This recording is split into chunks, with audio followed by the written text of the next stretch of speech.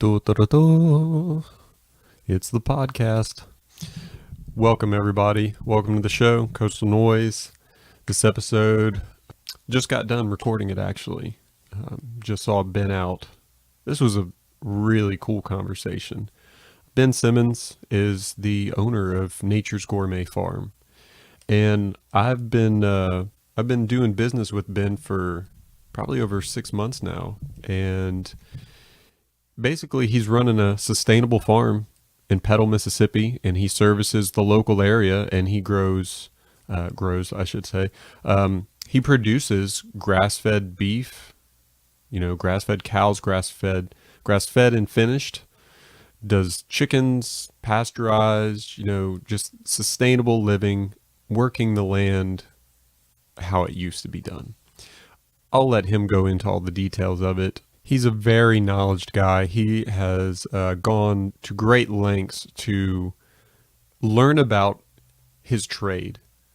These other farms that we talk about in the States, which I'll put in the show notes on coastalnoise.com, all of the different farms, and we'll put the names of the guys that been referenced in some books and documentaries on Netflix. I mean, it was just a wealth of information. And the reason me and Ben wanted to get together and do this, and I asked him particularly to come and do this, is because Ben's got a long history, a career with the military, and I recognized from talking to him whenever I'd go do these pickups, these exchanges we would have, and I could gather that he was a sharp guy, and I always felt like I was kind of scratching the surface about what he knew, and the business and the politics and passion for wanting people to be healthy, and that being a big passion for me as well. It just seemed like it would be a great idea to have him come in and talk more about what it is he does and what his mission is. And that's exactly what we did. And, if you've never tried Nature's Gourmet Farm, we're going to do a giveaway for this episode. Ben is going to give away one of his variety packages from his website that you can go see on Nature's Gourmet Farm. You go there, go to the shop icon, go down to beef variety share number 10, and this is what the package deal we're going to give away in this episode. So it's got 2 to 3 steaks, which can include T-bone, rib or sirloin. It's got 2 or 3 roasts. It'll be a shoulder, a tip, bottom round, and then 5 packages of 90 to 10 lean ground grass-fed beef. So if you're somebody who's never tried products like this from a local farm, now's your chance to try it for free. So, how do you get it? Go to Facebook, where we've got the post shared for this episode. Any, announcement for this Coastal Noise episode with Ben, with Nature Gourmet Farm. If you see the post, it'll have the details there with the giveaway. Just share the post, like the post, and do those 2 things. And at the end of the giveaway period, select a winner. We'll get you hooked up with Ben. Ben will supply you with a beef variety share number 10. So, again, you'll like and share the post. If you go to the show notes on coastalnoise.com on the podcast page, I'll have some links to take you there and detail it and all that good stuff. So, listen to this episode, hear the wealth of knowledge we've got, from this kind of lifestyle, this type of business. Get inspired to eat healthy, to change the local dynamics of how we source our food, and eat well. Seriously, I'm really glad that there are guys like Ben out there who are doing this kind of work. I think it's really awesome. So we'll go ahead and get into the podcast. Don't forget, if you want to hear more episodes, go to coastalnoise.com, go to the podcast page. You can subscribe on YouTube, iTunes, Google Play, and just hit the subscribe button. You'll get all the future episodes. They're always free, always have been, always will be. You can even set up auto downloads so that the new one goes straight to your device. Other future episodes we got coming up. I'm in talks with some former employees of Jim Pinkston. Of course, me and Jim did our podcast recording a year ago, and then of course he passed shortly thereafter. And I've since started communicating with 2 of the guys he used to work with, Ryan Ebos and David Knorr, who I'm actually taking formal guitar lessons from currently. And we've talked about that podcast, and I thought, it being coming to a year anniversary of that time period, that it would be really cool to have a memorial kind of podcast for Jim and explore more of the areas of his life, hear more of the stories that, I thought I was going to hear more of now that, with Jim retiring. And so, we're going to have them on, and I think another guest, probably have about 4 of us here, and we'll just talk all kinds of stuff. We'll talk about Jim, we'll talk about music, we'll talk about the industry, we'll just chat. It'll be a really, really good time. Another podcast coming down the pipe is with another podcast we got scheduled for next week, I think. Bring, bring, bring. That's the sound of my calendar popping up. I think we're going to do it on the 21st next week, is with Chris Gillespie, which he's been on the show twice before. He's a stand-up comedian from Arizona, and he's bringing a buddy with him, and they're going to do a show down here. They're going to do a show at the Juke Joint on the 22nd. So I think we're going to live record that show. I don't know where, like Facebook maybe, or Instagram. I got to look into that stuff, but we're going to do it, and it's going to be great. So get ready for that. So yeah, that's enough about the future. Let's talk about now. Now, Ben Simmons, Nature's Gourmet Farm. Hope you enjoy this conversation. Check them out. Give them a look into. Really great work they're doing out there. And hope you learned something like I did from this podcast. Thank you so much for listening. Enjoy it. Start us recording right now. And let me get a pic real quick before I forget. We may use it, we may not. I kind of like the idea. I used a picture of you earlier to promote the show with cows and stuff like that. And, okay, cool. That's always a stronger image, I think, to have, an idea of what the person is about, and you see a bunch of cows on open land, what that guy's doing. Having fun. Yeah, having fun. Yeah. But no, if we could, just to wrap up our conversation on India, because that's really cool that you've been there.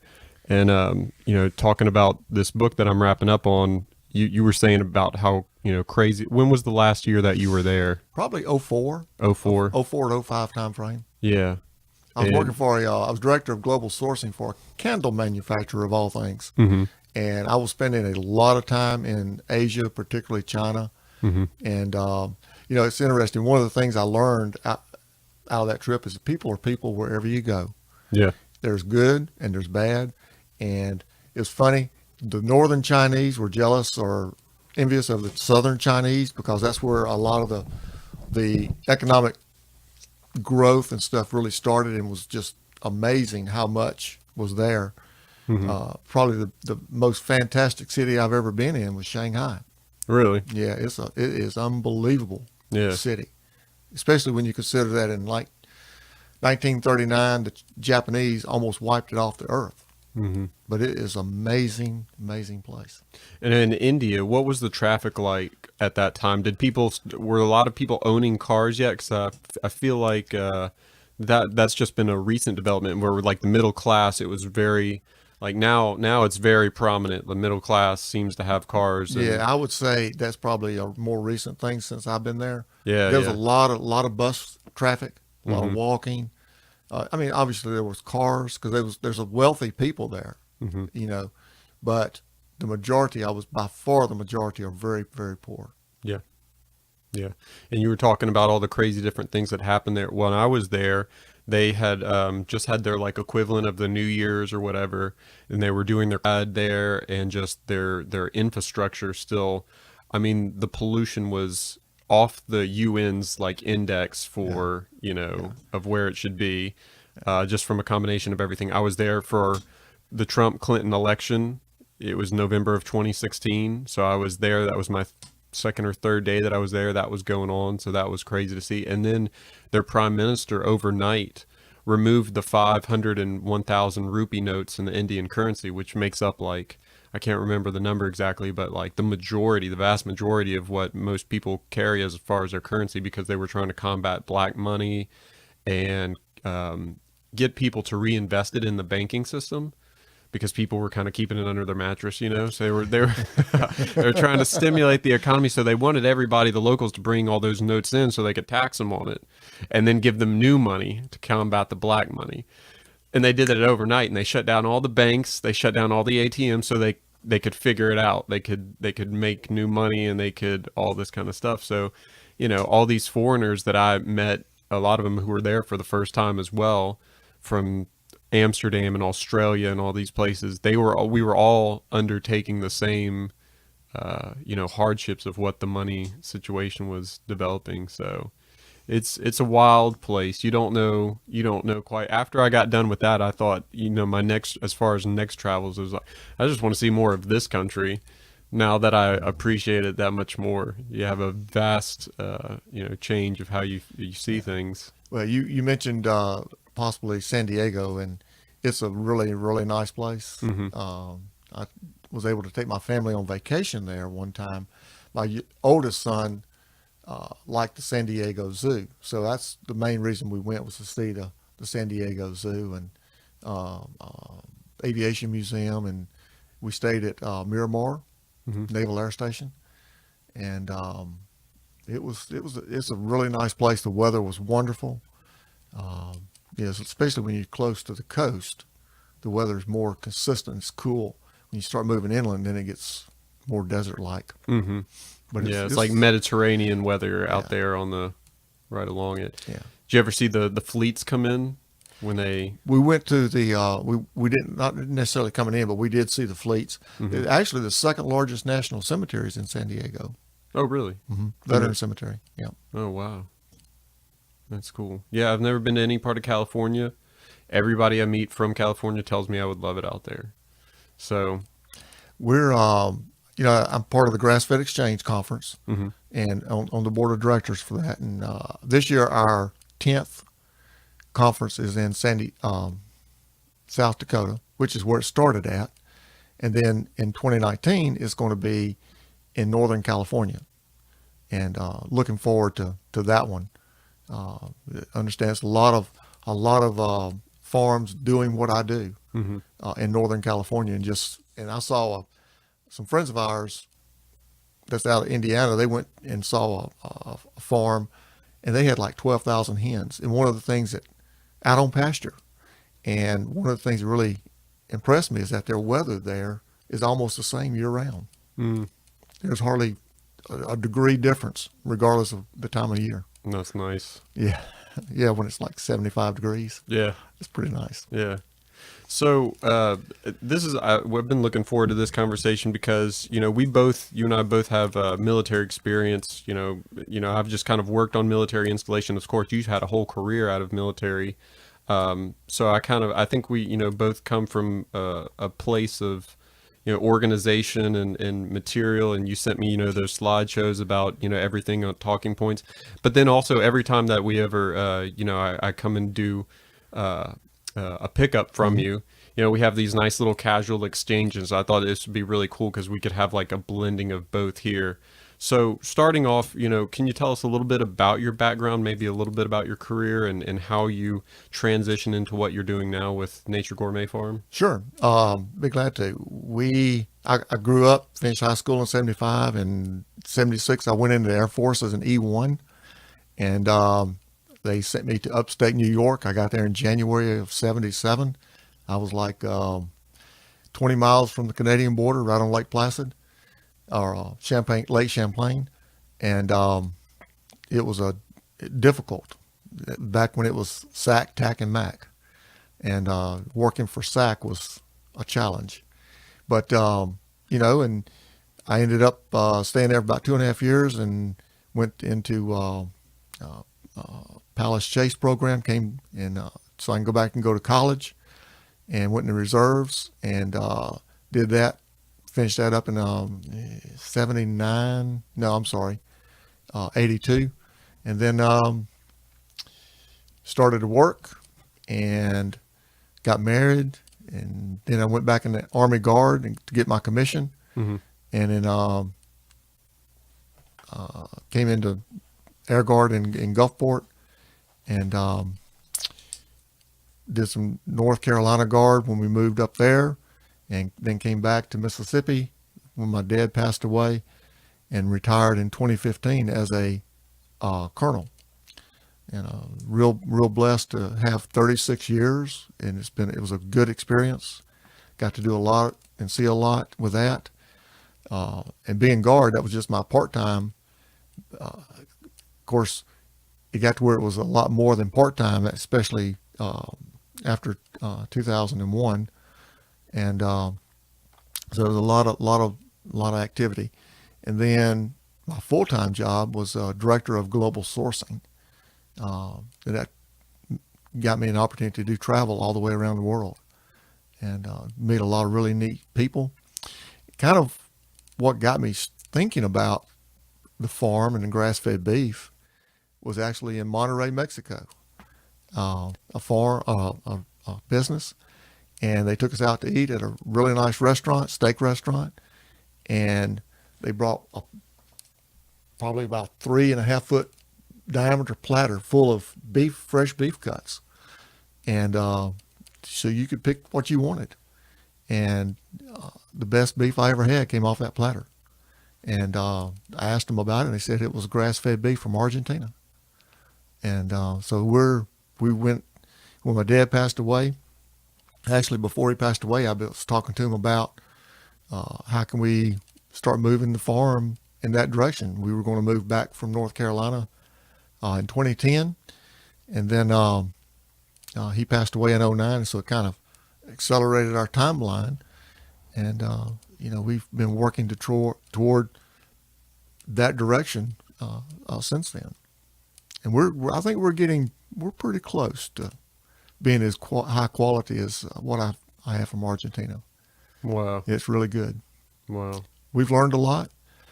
There's a guy that wrote a book called Steak, and he said basically you need to have predominantly English bred cows, and you need to have diverse forage base, and you need to rotate them, and they need to have a age on them.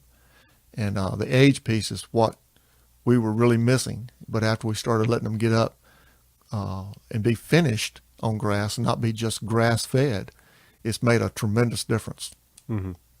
You think that when they get older that they'd be tougher, but that's not the case.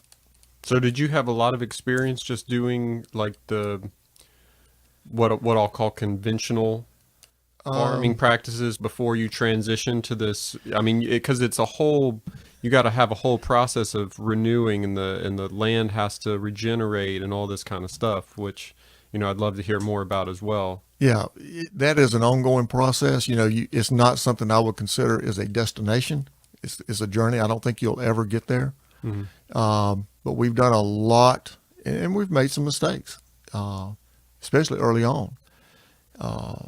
But our number one focus is to do what's best for the land and to regenerate the soil.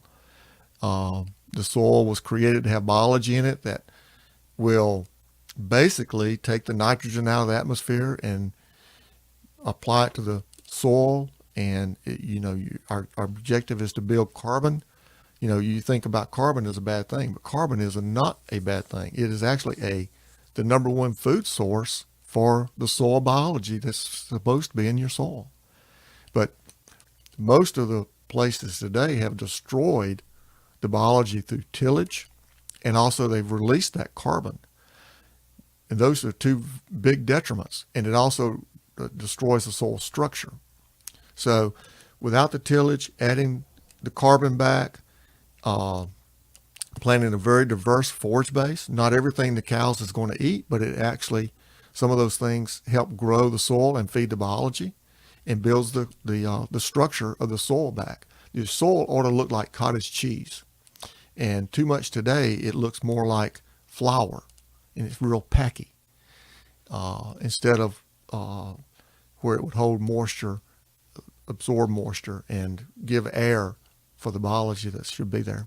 And it takes time. It's not hundreds of years like what some people like you to think. The farm I went to in North Dakota, Gabe Brown's ranch. You can read a lot about Gabe. You can see a lot of videos on YouTube of his presentations. But he converted his organic matter, which is just a one piece, but it's a good indication of how healthy your soil is, from less than 2% to above 8%. And he stopped tillage. He started planting diverse forages. He always kept a living root as long as possible. He kept the soil covered. In other words, it was never a bare soil, and he had the animal impact of grazing. And those 5 things, he converted his soil. And this is an environment where he gets less than 16 inches of annual rainfall a year, and 232 days on average is below freezing. So imagine what we should be able to do in South Mississippi. He also feeds less than 75 days of hay a year. In Mississippi, the average farm feeds 135 days. We focus way too much on cutting and feeding hay versus improving the soil and having living roots and living plants for that animal to eat. So that's what you mean by living root. He always have living root, so he always have some some forage. Some forage. Yeah. Okay. And was there a particular source of education that you went to initially to help you with this transition, or did you just start gobbling up whatever you could? Probably the first part was a magazine published in Mississippi, actually called The Stockman Grass Farmer. And in there was a fellow by the name of Joel Soliton, who owns Polyface Farms up in Virginia. And in July of 2011, he had a field day at his farm. Soliton is, his farm and him has been in a lot of your documentaries like Food Inc. And there's just a bunch of them that he's been highlighted in because he's out there. Mm-hmm. He is probably as good a marketer as he is a farmer. And his farm is Polyface Farms, multifaceted. And so Beth and I went to his farm in Virginia and saw firsthand. This was after reading probably 3 or 4 of his books at that time. And, ironically, what he said in the book is exactly what we saw on the farm. And from there, I was introduced to the grass-fed exchange. And that's when I met Gabe Brown at his farm. And we've been to other farms like Seven Sons up in Indiana, White Oak Pastures in southwest Georgia, Real Farm Foods that's in south central Missouri. Went to quite a few different farms. So you put your work in. You actually went on site and saw how people who are actually doing this sustainably are doing successful. And through all of this, I came up with like 4 criteria that if they need to own the land, they need to own the animal, they need to put their own resources toward what they're doing, their operation, and they need to be doing it successfully. And that'll weed out about 95% of the information out there, because there's a lot of information when you start getting, looking at it. But most of those people don't own the land. They don't own any animals. They're not using their money to write about what they're talking about, trying to get you to do and follow. So, and they're not doing it successfully. So, every one of those farms I mentioned are very successful. The Seven Sons farm, for example, when those boys were growing up, their dad's farm is 550 acres, and they were a hog confinement farm. They grew their grain or the feed that they would use to feed those pigs. And Blaine would tell me that they didn't know from year to year whether they were going to have any money left or not. They had some health issues in the family, and they started looking at how they could convert and what could they do better or different. And today they're a very successful marketer of a lot of different products. And that farm, instead of supporting just one family, now supports 11 families. Same size, same 550 acres. But it just, and part of that kind of parallels with part of the discussion I like to get out there too is, in 1974, then Secretary of Ag, Earl Butz, said he wanted to put a 6-letter word back in farming called profit, Profit, and he was very adamant, got to put profit back in. Well, you look at the USDA chart for 1974, and the farmer's percent of the food dollar at retail was about 36%. Today, actually, in 2015, which is the latest data I've seen, it was 15.6%. It's less than half. It's gone, and Butts was credited with commercializing agriculture as we know it today. Very big detrimental. That's why there's hardly any new people wanting to farm. There's nobody wants to do it because there's not enough profit for the risk. Mm-hmm. And there is a system is now hugely established where guys don't have their land, they're not their animals. And I don't know, the logistics behind it, but from what I've heard, I think it's, like corporations, it's kind of like give you the resources, and it's kind of like a contractual agreement of some Well, sort. like with the chicken farmers, okay, the farmer who is actually called a grower because he does not own the animal or the feed. He owns the debt for the chicken houses, which is, I think 5 of them is like $1.25 million. Seemed like what somebody told me. And, he owns the land that those houses are on. He has a protocol that the processor, like a Sanderson or Tyson, tells them they have to follow. And but he owns he does not own the animal. And he basically grows that animal. That animal comes to him, and he grows it, and then they come and pick it up. And it keeps the process very distant from people, the average consumer, who don't realize that the machine is that big, it's that out of touch, and it's unhealthy. It's very out of touch. There's getting to be more and more documentaries on food on Netflix, for example. Beth and I saw one called Rotten. This was back in early March. If you've not seen it, it's a 6-part documentary, and one of them is on chicken. And it's funny, right after I saw that, Farm Bureau, in their country magazine, one of the folks in there named Andy Brown wrote an article about Netflix documentaries and how it does not accurately portray the agriculture for Mississippi. Well, he made a lot of really true statements, and that is farmers work very hard, very long hours, and that's very, very true. A few days after that, I had a guy deliver hay for me, and I knew he had chicken houses that he grew chickens for one of the big processors, and I asked him about it. And I said, well, why do you think Andy would say that movie does not represent Mississippi ag? He said that movie he had already seen the movie, and he said that movie is very much like what it's like for chicken for chicken growers. And I said, well, why do you think he would say that? He said, because number one, he's never worked for Sanderson Farms as a chicken grower, and number 2, he's been paid off. One of the two. He said, because it's not that way. So, but I would like to give a good call out to a couple of other very good documentaries I've seen recently. Mm-hmm. One of them is The Magic Pill. Is that the Adderall one?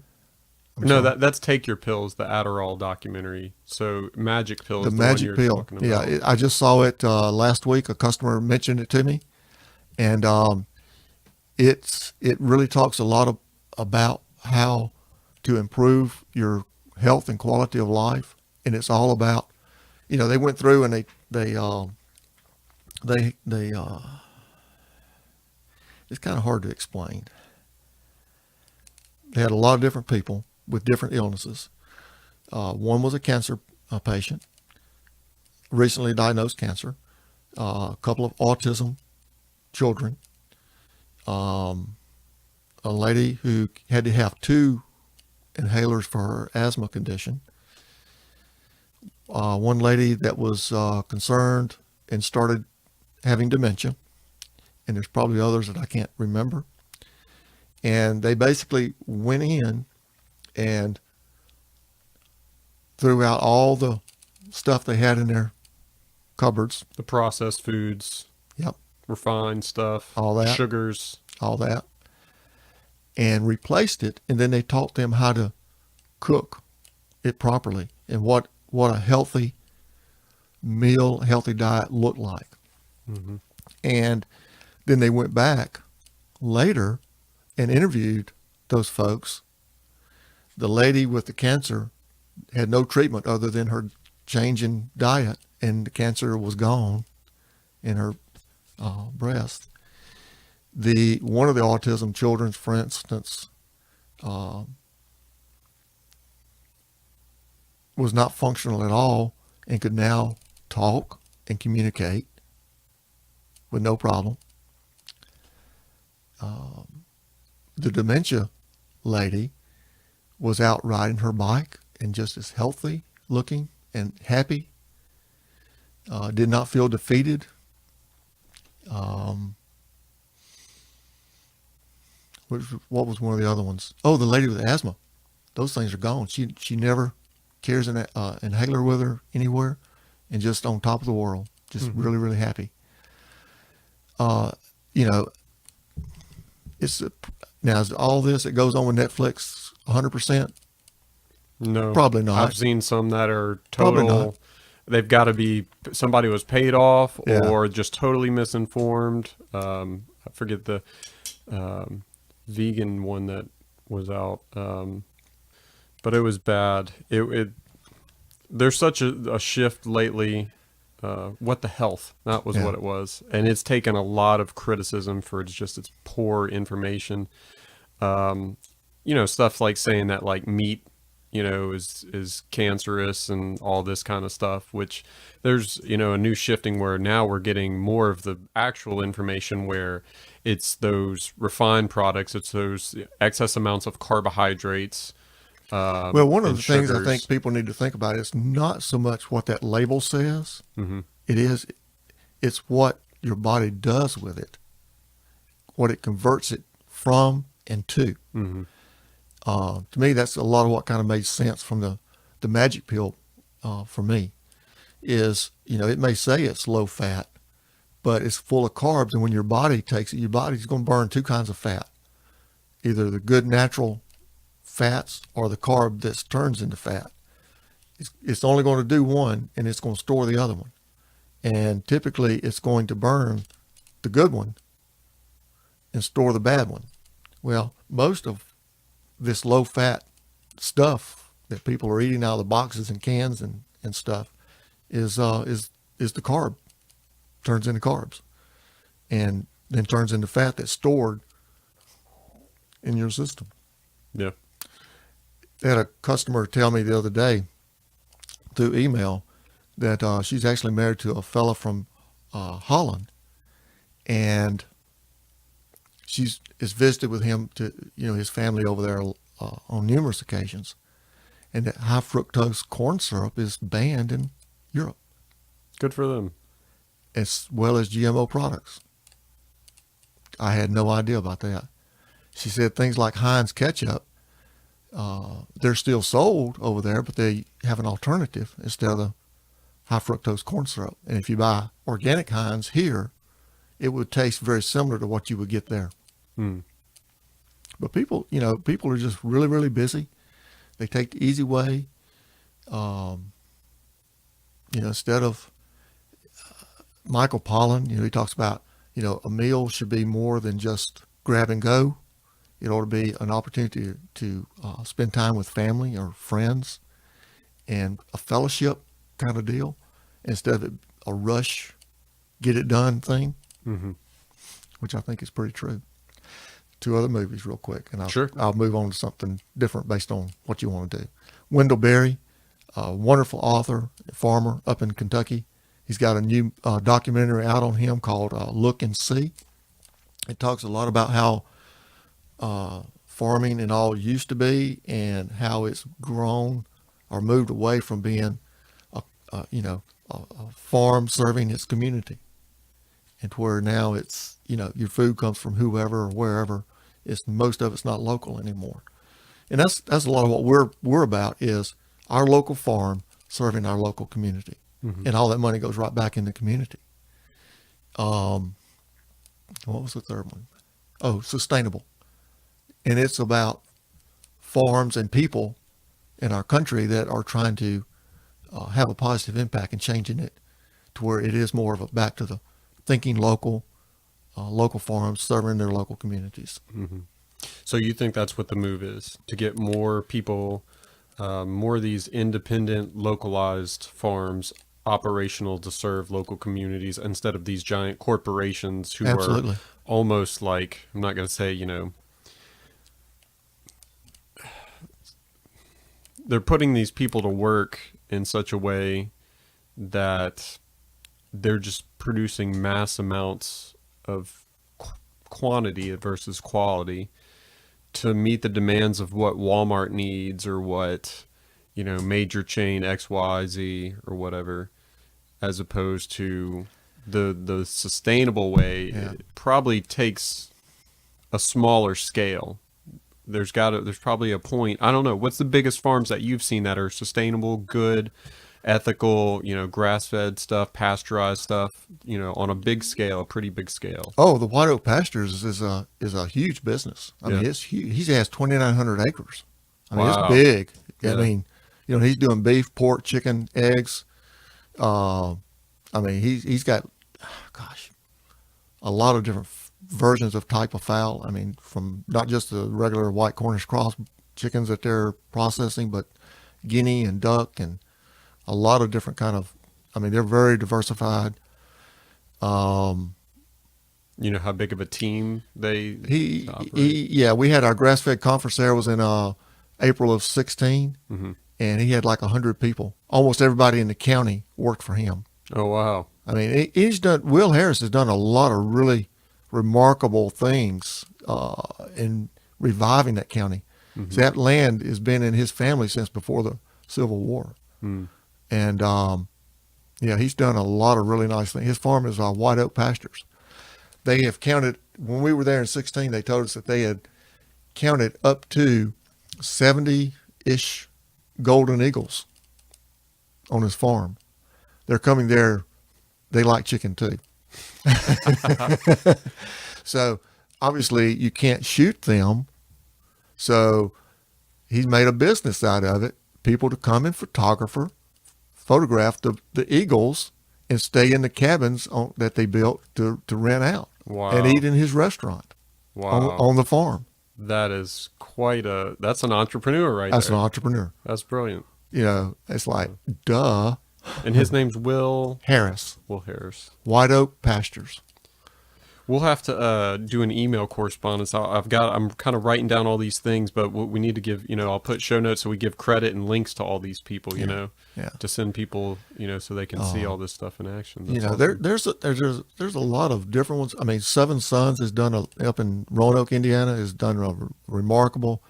My website is powered by a program that they developed to run their farm, and then they have now branched it out as a part of their business and as an enterprise of their farm. And they've got part of their family who was techie driven. That's their part of the farm business that they do and they handle. Wow. It's pretty cool. So let's go through your process. If I was a consumer that had no experience with Nature Gourmet Farm, you've got it set up through a website that runs very smoothly. You've got your inventory, out there, and it's very easy for people to go in. So just kind of run through and give somebody, if you were trying to pitch it to a person who never bought from a local farm before. Well, the first thing I would suggest is to Google, because we use Google reviews, and you put in Nature's Gourmet Farm, and you'll see a site, a bunch of different things on us would come up, and over on the right side will be a picture and an opportunity to read the reviews that people have typed in about our farm and our experience. That's where I would start. And then, then you go to the homepage, and there's 3 little things you can find out. We try to be very, very transparent. We want people to know exactly what we do, how we do it, who we are. When you buy from us, trust is a big deal, and we don't take that lightly. We want people to understand that, what we write on our website about our product and who we are is who we are. It's what we do. We tell you exactly how we do things and why we do it. And we encourage folks to visit. Typically, if they come and visit, they buy, and they're a good customer for a long time. We're pretty authentic about what we try to be, and honest. But on our homepage, you can see resources, and it'll tell you about where you can read about our products, whether it be the beef, the pork, the chicken.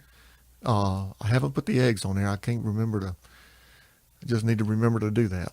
But we also give you resources like how you may want to have your beef processed, a cut sheet for the beef and the pork.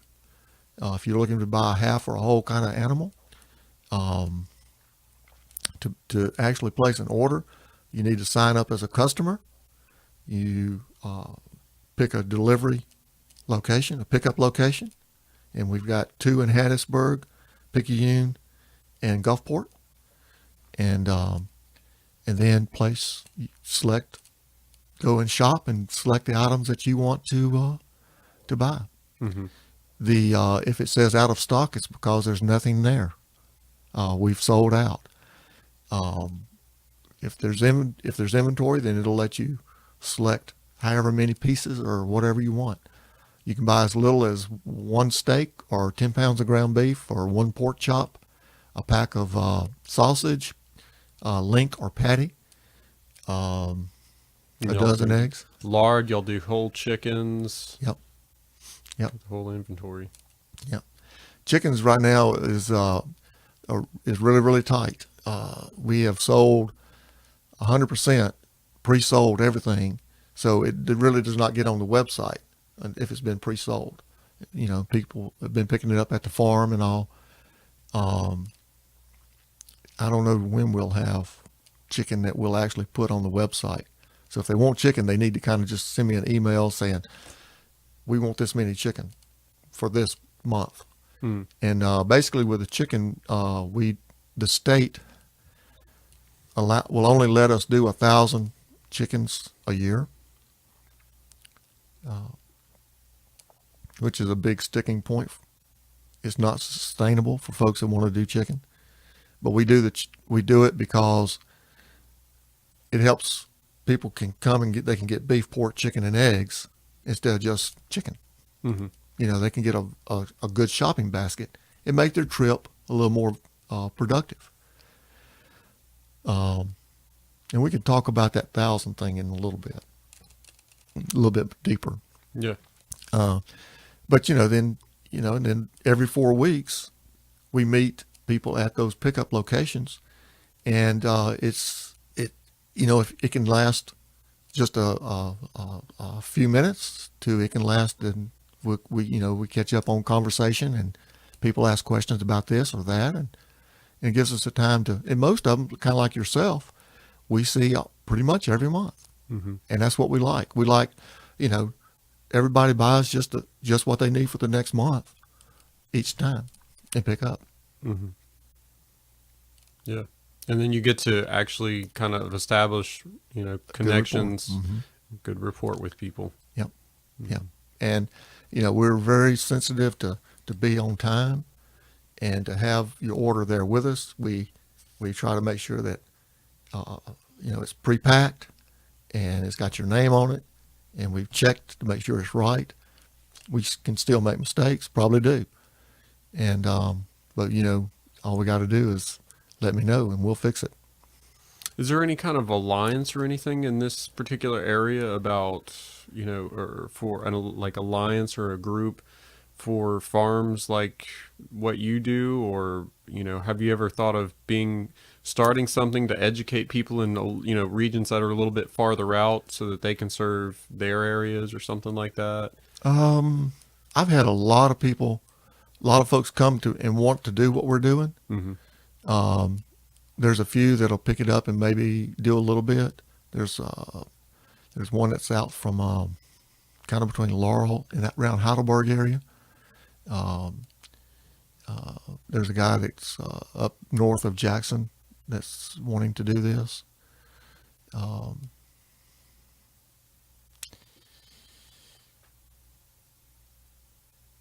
there may be others that we've talked to that we just don't know that they've actually started. Mm-hmm. I believe there's a lot of people who would be buying more of our product if it was available closer to them. Mm-hmm. So we try to help anybody who wants to get in it. This, competition is not a problem. I think there's plenty of folks that would buy the product if it was more available. I don't look at other folks like me as competition. I look at them as a support. Mm-hmm. And all of us together, the pie is not this size. The pie is big. The pie is the 96% right now that's not buying grass-fed beef, grass-finished beef. It's the ones that just don't know the value of our product from a health perspective or just quality. Mm-hmm. The lady I just came from, her sister-in-law said, after trying our product, that she can't eat the Walmart beef anymore. That was her words. Mm-hmm. Yeah. Just a different experience altogether. Altogether different. Mm-hmm. And she hadn't even met me. Mm-hmm. She hadn't seen the farm, and what we do. So. Yeah. So now I know there's a lot of politics that go into what you do as well. And I mean, what are the constraints? How easy or how well does our state in particular have it for guys like you to expand better upon your business? That's a loaded question. Never in my life would I have ever thought this would be so political as it is. I would also say that most of the folks who buy my product aren't buying, and I'll just use chicken for example, aren't buying from Sanderson Farms as an example, and vice versa. Most of the people that are buying a cheaper product aren't going to buy my product because of a price standpoint. In Mississippi, our laws only allow folks like me to do 1,000 chickens a year with on-farm processing. There's 40 other states that allow their farmers to do up to 20,000 a year with on-farm processing. Frankly, I believe there's plenty of room for both methods, production models, to operate. It's not us or them, it should be, or their model or my model, it should be both models. In Mississippi, there's probably, that I know of, there's 3 or 4 others doing what I do. One of them quit this year, and 3 of them are struggling. In North Carolina, they have a very proactive ag department. They've got a group that encourages new farmers to go into farming, new folks to go into farming. They also try to encourage existing farms to diversify and to add other things. Then they got a group that kind of works that middle piece, the logistics, the processing, cold storage, some of those kind of things to help farms. And then they've got the last group that engages with chefs at restaurants, grocery stores, and consumers about the value of eating from the farm. There's over 1,000 farms in North Carolina that do what I do. Their ag economy, now I'm going to use 2016 numbers. Their ag economy in 2016 was $85 billion. That is $1.5 billion per square mile in that state. In Mississippi, our ag economy was $7.35 billion, or $150,000 per square mile.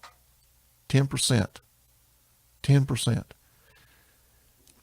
And what I find in Mississippi is our ag department in the past, hopefully our new ag commissioner is going to be different than the previous one, has been favored to the large processors, chicken processors, and large agribusiness folks. They don't know how many small farms they have. Our previous commissioner, I tried to speak with her on numerous occasions about issues and try to help.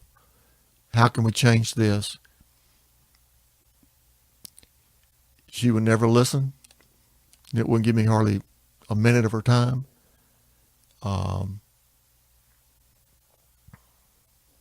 Very reactive in that, we spend all of our time writing people up instead of proactive. If, oh, by the way, when North Carolina is encouraging people to farm, they're doing workshops across the state to teach them what they need to do, how they need to do it, what the state requires.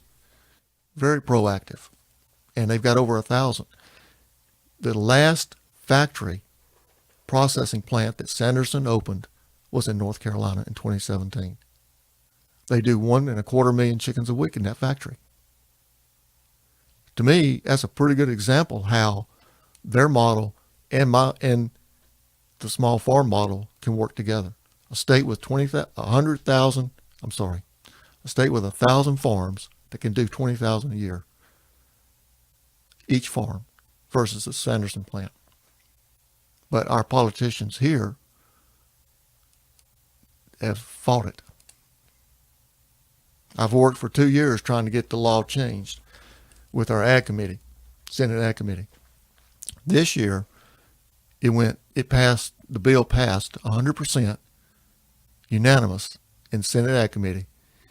It was double referred by our lieutenant governor to the public health committee. Cindy Hyde-Smith, as ag commissioner, along with the poultry lobbyist, called Senator Kirby, chairman of the public health committee, and said, kill the bill. And he did. Just like that. Just like that. Which is a testament to how poorly the system goes sometimes. And now she's running for Cochran's spot.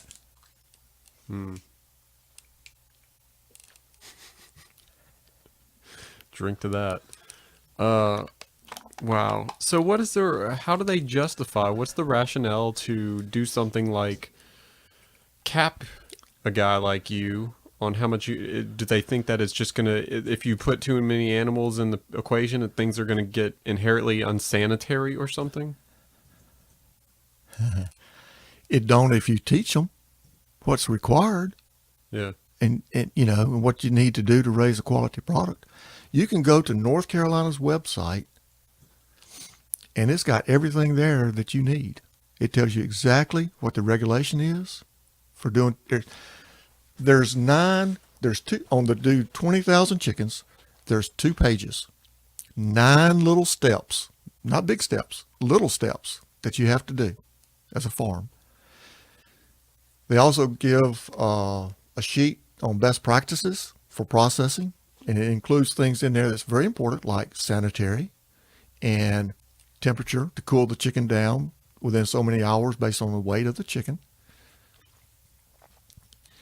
And about 5 years ago, I called this is before I was really smart, I called our meat inspection division and asked them, talked about what I wanted to do. And I said, what do I need?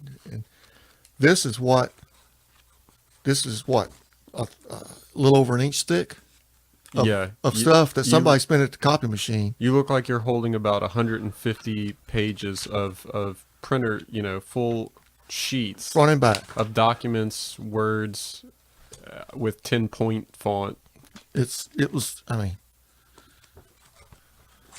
What do you do? That's what I got in the mail. Yeah.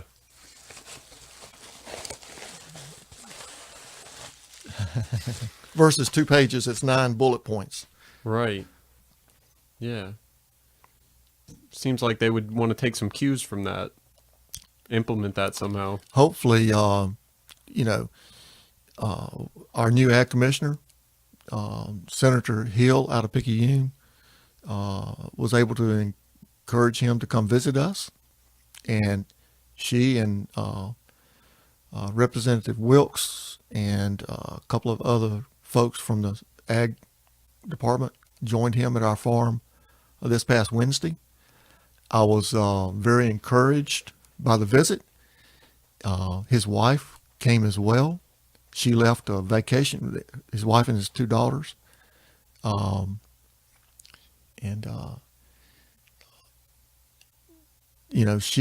She knows the value of what we're doing. Mm-hmm. She is a big supporter of what we would do. And when I mentioned Wendell Berry and his documentary, she says, her eyes just lit up and says, well, I've read all his books. Oh, hey. So, awesome. And that was like 30 of them. Yeah. He wrote 30 books. Jeez. So, I was really encouraged, so when I'm not there or can get in his ear, he goes home every day. So I was really, really encouraged by the questions he asked and the concern he had. And, let's see what happens. Yeah. So you're involved in it from the ground up. I mean, you're practicing it. You're in the politics of it. Maybe that was not by choice. Not by choice, probably. But you're a smart enough guy. You're well read. You go and you do the research. And you found yourself in a position where you knew you could further help the cause in these ways. Trying to influence not only the political side of things. But also, people. People need to know. Mm-hmm. People need to know. Mm-hmm. Yeah, and you're catching a good wave, I think, where these documentaries on Netflix are becoming a popular thing in a lot of ways. People talk about them. Yeah, a lot. One of my favorite quotes is actually through Mark Twain. I got to get it because I can't say it right. Let me just make sure I can do it right. The quote is, "It is easier to fool someone than to convince them they have been fooled." Mm. And, that's one of the things we struggle with sometimes. But yeah. People are waking up. People are realizing that, hey, this ain't right. Mm-hmm. Something needs to change here. Yeah. So what do you think the near future is out, the next 5 years, the next 10 years for our area? I think the next year, let's start with 1 year. I think that, there's a lot of opposition to what we do because it's going to put some folks out of their comfort zone. People don't know. But it really, to really make the change, it's going to take more than just a few farms that says we need to do this and this is the right thing to do. Mm-hmm. It's going to take consumers stepping up and saying too that, we need availability. When our local stores have to, if they want organic, they got to buy it from out of state. Why would they have to do that? Let's change the rules. Make it to where farms in Mississippi. Brings up a big point. I mentioned that in 2016, Mississippi's ag economy was $7.35 billion. Well, that same year, we imported $8.5 billion worth of food into this state. We're not even feeding ourselves. that's low hanging fruit. What is in those packets that people are importing? That's a good place to start. And put our people back to work. Put our farms back to work. Mm-hmm. You know, you go up and down our back roads and you see all these farms that are abandoned and growing up. People need to be back to work. Mm-hmm. Yeah, because we have a great area to do just that, right? Should. That's what I mean. Historically, that's what we were. Yeah. That's what we were. Yep. Yeah. Just need a little encouragement. That's what I want to see. I want to see people back living on the farm and able to make a living from living on the farm. Mm-hmm. Yeah. It's just going to take a lot of re-education probably. And maybe to, in a lot of ways, get people accepting and desiring that lifestyle again.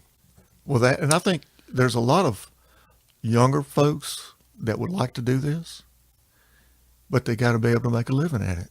They can't do it for free. Yeah, that's the hard part. You know, and if you're, you know, from the processing standpoint, if you're selling a commodity product, it's hard to make a living at it. Mm-hmm. You know, you got to get to where you're kind of like, you can diversify, do some of this, some of this, some of this, and not be so big. We don't want to be so big that you got to have a bunch of employees or any employees really. Something that me and my wife can do when it comes to chicken processing, make a contract or you know, expand, you know, and grab a couple other family members kind of thing. Mm-hmm. To help us on that one day to do it. And help each other, you know, be a support to each other. Mm-hmm. But it takes the consumer. You can't have all production and no consumption. You got to have the consumption too. Mm-hmm. And, you know, I think once people realize the health value of eating closer to the farm, the consumption part of it will happen. Mm-hmm. And direct marketing is the only way that you're going to make enough to want to do it. Yeah. Well, man, Ben, this has been a great conversation. I've learned a lot. I've been just shooting from the hip mostly. Is there anything that we haven't discussed, haven't talked about? I mean, what's something I haven't asked you? What's something that, you know, people should know or something we've kind of glossed over here? Wow. Well, one is our website is naturesgourmetfarm.com. Mm-hmm. That's a real big one. We used to do a good bit with Facebook. We're really not doing as much now with some of the news on Facebook that's been going on. Going back to the chicken, for example, when I was trying to work the bill through and help getting support, we had over 6,000 people in the state come on our Facebook page positively for what we do. That does not count all the shares that went on out there in 2 days.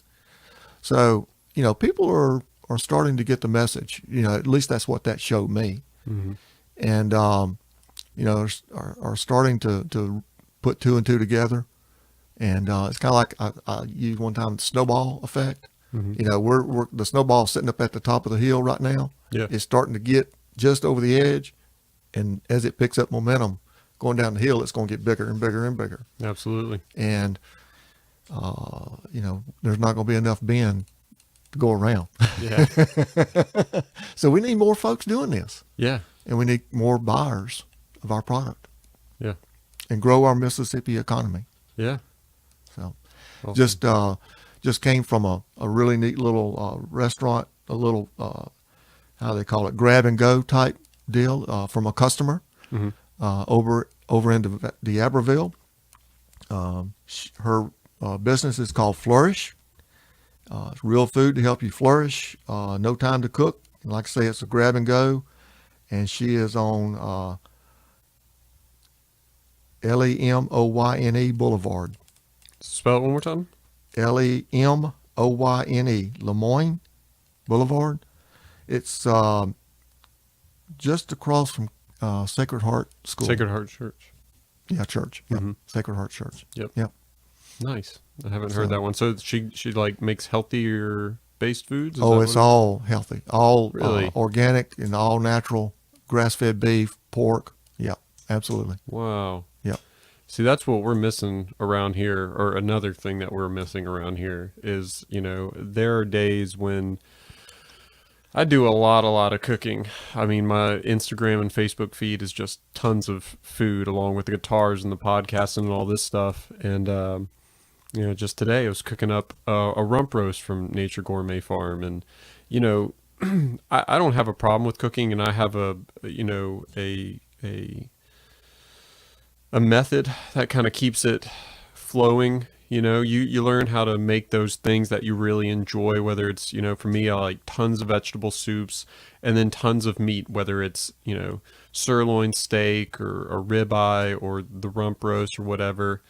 But there are times when I just don't have the time, Yep. and I wish I could go to places. There is, we have a really good Indian restaurant, Good Karma, that's just down the road, and that she has a couple other locations, but there's not a lot of places that I could just go to and I could just get like a big thing of vegetables, just like stir-fried vegetables that aren't covered in like a syrupy, sugary, whatever, or just good quality fish, good quality meat, beef rather, chicken, all that stuff. I feel like there needs to be a couple more places like that.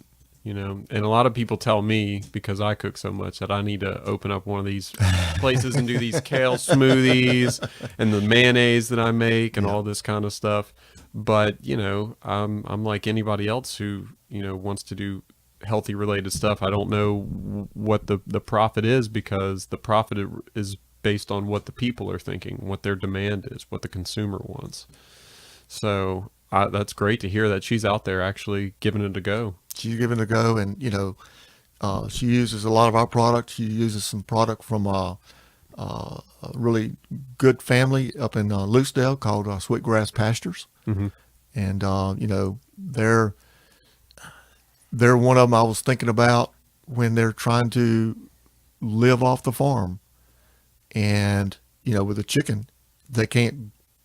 1,000 chickens do not let them support their family without. And they've had to, one of them, the wife has gone back to working, and Nathan is actually starting to work a little bit more off the farm as well. But if the chicken law was changed, that farm could do more chickens and possibly change their whole. And they're a young couple. I mean, they got a child that's, 6 years old, 5 or 6 years old, and great attitude, very positive, very smart people, and meets the public well, and he's certainly a strong voice for eating healthy. That just needs to be able to realize his dream, and get something for his efforts. Yep. Well, I think we've given people a lot of material that they can go look, whether it's those documentaries. You can go to your website, which give it to folks again one more time, is Nature's Gourmet Farm. Mm-hmm. Yeah. If they'll Google Nature's Gourmet Farm, you'll see the reviews, and it'll take you a link there where you can go straight to our website. Yeah, it looks like y'all have a 5-star review. We do. Like a couple dozen people. Yep. So it's pretty sweet. And we've only been doing that a short period of time. We try to encourage our customers, if they like our product, to write a review, even if they don't. I mean, we need to know when we make a mistake. I mean, that's how we get better. Mm-hmm. And we are human, so we do make mistakes. Yep. Well, hey man, thanks so much for coming on here and sharing all this knowledge with people, and for doing what you do. And I've enjoyed your products immensely, and it's great to hear that you are totally in the trenches on it to try to help people around here and change the lifestyles. And there's a lot of sick people, just like that documentary, whether it's autism or diabetes or cancer, that good healthy eating would solve. Yeah. Well, Mississippi is number 2 in autism, not in autism, but diabetes and obesity, right behind West Virginia. It's per capita, number of people per capita. And that's not one of those places we need to be. No. And, most of it is diet related. Yeah. So Yep. Well, cool. take charge. Take charge. Go, people. Go find out more. So that's it. Ben from Nature Gourmet Farms. Nature's Gourmet Farm. We thank you so much for having us. Opportunity to do this. Never done this before. Yeah. And, You're a natural. I don't know about that. I don't know about that. Kind of nervous, but we certainly appreciate your business as well. Absolutely, man. Thanks for coming.